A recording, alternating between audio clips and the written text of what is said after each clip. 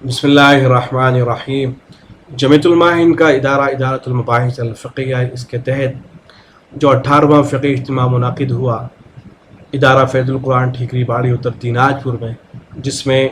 ملک بھر سے علماء و مفتیان کرام شریک ہوئے اور ان حضرات کے اتفاق رائے سے جو تجاویز منظور ہوئیں، ان تجاویز کو ریکارڈ کیا جا رہا ہے، خاص طور سے ان حضرات کے لیے جو حضرات اردو زبان نہیں پڑھ سکتے ہیں، تاکہ ان تک بھی یہ پیغام پہنچے اور ان کو بھی معلوم ہو کہ علماء کرام کے زیر نگرانی کیا کیا تجاویز منظور ہوئی ہیں۔ اس لیے کہ جو حضرات اردو پڑھ سکتے ہیں تو ان تک تو یہ پیغام پہنچ ہی گیا ہوگا، انہوں نے اس کو دیکھ لیا ہوگا۔ تجویز نمبر 1، مال حرام سے متعلق چند غور طلب امور۔ 18واں فقی اجتماع ادارۃ المباحث الفقیہ جمیعۃ الماہن منعقدہ 28 صفر المظفر تا 1 ربیع الاول 1445 ہجری مطابق 15 تا 17 ستمبر 2023 بروز جمعہ ہفتہ اتوار بمقام ادارہ فیض القرآن ٹھیکری باڑی اتر دیناج پور مغربی بنگال۔ شریعت مطہرہ میں طیب اور حلال مال کو اختیار کرنے اور حرام مال سے اجتناب کرنے کی بڑی اہمیت ہے اور اس کا تاکیدی حکم دیا گیا ہے، لیکن عصر حاضر میں مال حرام سے متعلق مختلف شکلیں وجود میں آ رہی ہیں، جن کا فقہی اور شرعی حل پیش کرنا اہل علم کا فریضہ ہے۔ چنانچہ اس سلسلے میں بحث و تمہید کے بعد باتفاق رائے مندرجہ ذیل تجاویز منظور کی گئی۔ نمبر 1، سود، غصب، رشوت، چوری، جوا، سٹہ اور عقد باطل کے ذریعے حاصل شدہ مال قطعی حرام ہے، جس کا حکم یہ ہے کہ اس کو اصل مالک تک لوٹانا ضروری ہے۔ اگر اصل مالک کو لوٹانا ممکن نہ ہو تو دفع وبال کی نیت سے غربا میں تقسیم کرنا واجب ہے، اور اس طرح کا مال اگر وراثت میں حاصل ہوا ہو اور اس کا مالک معلوم ہو، نیز واپس کرنا ممکن ہو تو مالک تک اس مال کو پہنچانا ضروری ہے، اور اگر مالک معلوم نہ ہو یا معلوم تو ہو لیکن اس تک پہنچانا ممکن نہ ہو تو ایسے مال کو بھی فقراء پر تقسیم کرنا واجب ہے۔ نمبر 2، شریعت میں جو امور ناجائز ہیں، مثلا نوحہ کرنا، ناچ گانا اور بلا ضرورت تصویر کشی وغیرہ کو ذریعہ معاش بنانا جائز نہیں ہے، اور ان سے حاصل شدہ آمدنی بھی ناجائز ہے۔ نمبر 3، جو امور فی نفسی ہی جائز ہیں لیکن وہ گناہ اور معصیت کا سبب بنتے ہیں تو ان کو حتی الامکان ذریعہ آمدنی نہیں بنانا چاہیے، تاہم ان کی آمدنی حرام نہ ہوگی۔ نمبر 4، خریدار پر حلال مال سے ہی واجب ادا ثمن کو ادا کرنا لازم ہے، لیکن اگر کسی وجہ سے حرام مال سے ادائیگی کر دی تو اس سے خریدے ہوئے سامان کے منافع اس کے لیے حرام نہ ہوں گے، البتہ خریداری میں صرف کردہ حرام مال کے بقدر اصل مالک تک پہنچانا،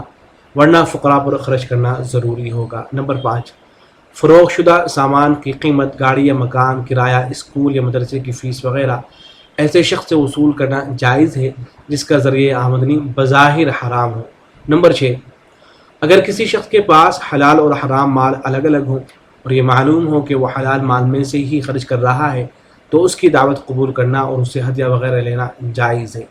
اور اگر متعین طور پر معلوم ہو جائے کہ وہ حرام مال پیش کر رہا ہے تو اسے لینا جائز نہ ہوگا، اور اگر حلال اور حرام مال مخلوط ہو تو جو وہ اپنے حلال حصے کے بقدر مال میں پیش کرے تو وہ قبول کرنا درست ہے، اور اگر اس کا علم نہ ہو لیکن حرام مال غالب ہو تو اس کے یہاں دعوت کرنا اور ہدیہ وغیرہ قبول کرنا جائز نہیں ہے۔ نمبر 7، کسی ایسے محلے میں دکان کھولنا جہاں اکثر لوگ ناجائز کاروبار میں ملوث ہوں فی نفسی ہی جائز ہے، البتہ احتیاط یہ ہے کہ ایسی جگہوں پر دکان کھولنے سے پرہیز کیا جائے۔ بہت ممکن ہے کہ بہت سی چیزیں اس میں سمجھ میں نہ آئے، تو مناسب یہ ہوگا کہ کسی مفتی سے اس سلسلے میں معلوم کر لیں، کہ آپ کمنٹ کر کے بھی معلوم کر سکتے ہیں اگر کوئی بات سمجھ میں نہ آئے تو۔ یہ دوسری تجویز ہے، تجویز نمبر 2، یہ خاص علماء کرام سے متعلق ہے، جہاں ان حضرات سے خاص طور سے جو اجتماع قربانی کا نظم کرتے ہیں، ان حضرات کو خاص طور سے اسے دیکھنا چاہیے۔ اجتماع قربانی سے متعلق بعض تحقیق طلب مسائل۔ 18واں فقی اجتماع ادارۃ المباحث الفقیہ جمیعۃ الماہن بمقام ادارہ فیض القرآن ٹھیکری باڑی اتر دیناج پور مغربی بنگال۔ قربانی دین اسلام کا اہم شعار ہے۔ جس طرح قربانی کرنا عبادت ہے، اسی طرح اس کی ادائیگی میں تعاون کرنا بھی کار ثواب ہے۔ آج کل بدلتی ہوئی صورتحال میں اجتماع قربانی کی ضرورت پیش آتی ہے، لہذا دوسروں کی طرف سے قربانی کا نظم کرنے والے افراد اور اداروں کی ذمہ داری بنتی ہے کہ وہ اس عمل کو عبادت سمجھ کر پوری امانت و دیانت کے ساتھ انجام دیں۔ اس کو محض تجارت کے طور پر انجام دینا عبادت کی روح کے منافی ہے، کیونکہ یہ معاملہ اپنے اندر مختلف جہتیں رکھتا ہے۔ اس لیے اس موضوع پر غور و فکر کے بعد مندرجہ ذیل تجاویز منظور کی گئی ہے۔ نمبر 1، مسلمانوں کو چاہیے کہ وہ اپنی قربانی انفرادی طور پر خود کرنے کی کوشش کرے، یہ زیادہ موجب ثواب ہے، تاہم معتبر اجتماعی نظام کے تحت بھی قربانی کرانا جائز ہے۔ نمبر 2، اجتماعی قربانی کا نظام بناتے وقت کوشش یہ ہونی چاہیے کہ سبھی شرکاء کے لیے جانور نامزد طور پر متعین ہو، لیکن اگر کسی وجہ سے ایسا نہ کیا جا سکے تو مجموعی حصے داروں کی نیت سے بھی جانوروں کی بلا تعین قربانی درست ہو جائے گی۔ نمبر 3، اگر تمام شرکاء جانور میں سے اپنے اپنے حصے کا پورا گوشت لینا چاہتے ہوں تو وزن کے ساتھ تقسیم کیا جانا یا کم از کم ہر حصے کے ساتھ گوشت کے علاوہ دوسرے اعضاء مثلاً سری، پائے، چربی، گردہ اور دل کے ٹکڑے رکھ دینا ضروری ہے۔ نمبر 4، الف، قربانی کا نظم و انتظام کرنے والے ادارے اگر جانوروں کی قیمت کا تخمینی اندازہ لگا کر فی حصہ متعین رقم کا اعلان کر دیں اور اس کے مطابق رقومات وصول کریں اور رقم کم پڑنے کی صورت میں مزید مطالبہ کرنے کی صلاحیت بھی کریں، یہی طریقہ کار ادارے میں معروف ہو تو قبل از تعین جانور کے ہلاک ہونے یا عیب دار ہونے کی ذمہ داری ادارے کی ہوگی،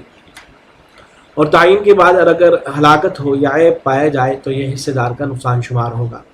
یہ تعین خواہ خریداری کے وقت ہی کر لی جائے یا خریداری کے بعد، اور اس صورت میں قربانی سے بچی ہوئی رقم کو قربانی کرنے والے کی پیشگی قربانی کے بعد اجازت کے مطابق استعمال کیا جا سکتا ہے، البتہ تعین کے بعد شرکاء کے ناموں کی تبدیلی کا اختیار ادارے کو نہ ہوگا۔ با، اور اگر ادارہ متعینہ رقم لے کر قربانی کرنے کی پوری ذمہ داری لیتا ہے اور رقم کم پڑنے یا زیادہ ہونے پر حصے دار سے کوئی واسطہ نہیں ہوتا تو اس طریقے پر شرعی اصول و ضوابط کے مطابق قربانی کرنے کی اجازت ہے۔ ایسی صورت میں قربانی کرانے والے ہر قسم کے نفع نقصان سے بری ذمہ ہوں گے اور جانور ہلاک ہونے کی صورت میں ادارہ خود ذمہ دار ہوگا۔ نمبر 5، قربانی کی رقم وصول کرنے والوں کو اخراجات کو بھی عرف کے مطابق دیگر اخراجات میں شامل کر کے حصے داروں سے وصول کرنے کی گنجائش ہے۔ نمبر 6، مدرسے کی مال سے قربانی کے جانوروں کو حتی الامکان خریداری نہ کی جائے۔ اہل مدارس کو چاہیے کہ جانور فراہم کرنے والے لوگوں سے ادھار خریداری کا معاملہ کریں اور حصص کی رقومات حاصل ہونے کے بعد واجب الادا رقم ان کے حوالے کر دیں۔ نمبر 7، قربانی کی کھال شرعاً ایک قیمتی شے ہے، اس لیے حتی الوسع اس کو ضائع کرنے سے اجتناب کیا جائے اور اس سے نفع اٹھانے کی پوری کوشش کی جائے۔ اس میں کوئی بات سمجھ میں نہ آئی ہو، اس کو معلوم کرنا چاہتا ہوں تو معلوم کر سکتے ہیں۔ السلام علیکم۔